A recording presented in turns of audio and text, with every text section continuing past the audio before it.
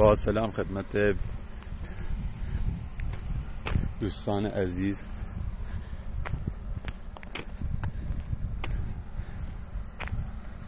انشالله روز خوبی براتون آرزو دارم. دوباره یه روز پر انرژی شروع میکنیم با پروژه های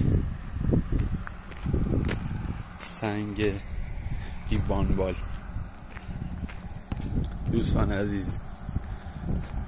این ایوانبال نزدیک 7,000 متر، بین 6 تا 7,000، یعنی دو برش، هم ایورش هست هم ایورش باروش.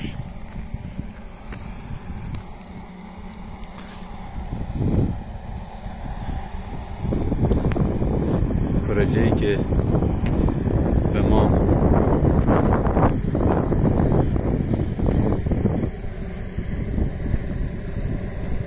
داده شده، یعنی گرفته شده که میخوایم انجامش بدیم با مساله، با سنگ، با مساله، با سیمان، ماسه، خاک برداری، آهن، شبکه آهن، ماسه، سیمان، همه چی با خود ما هست.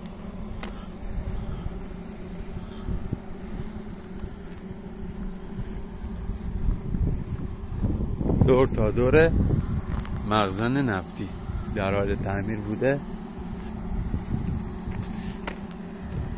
دوستان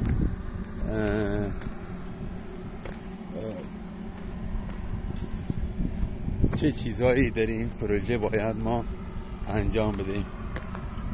یک، خاک برداری.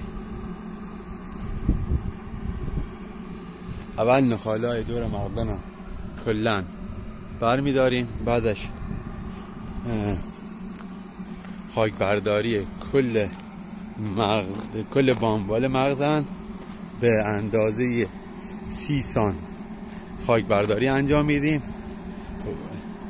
30 سان خاک برداری یعنی ریشش 30 سان، بالاش هم میاد 20 سان، یعنی 50 متر بتون داره. بر رو بتون سنگ فرش میشه، سنگ کار میکنه. سنگامونم 30 در 15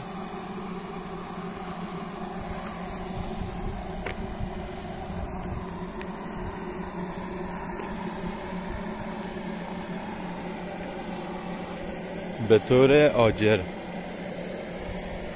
آجری کار میشن.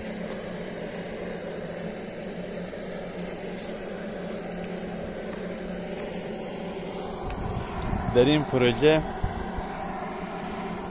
زمانی که ما داریم بین 4 ماه الی 5 ماه، قراردادی که ما میخوایم ببندیم گفتن 4 ماه، ما تحقیق کردیم که 5 ماه، یه ماه اضافه که به مشکل بر نخوریم.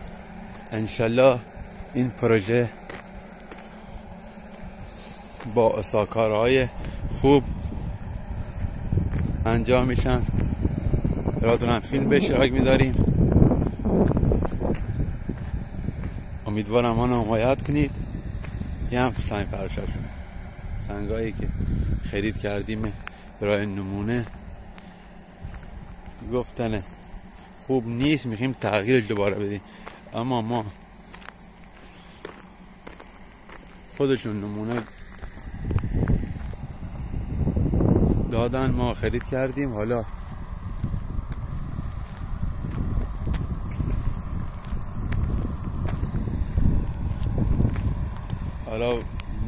قبول کردن که هم از این سنگ استفاده کنیم.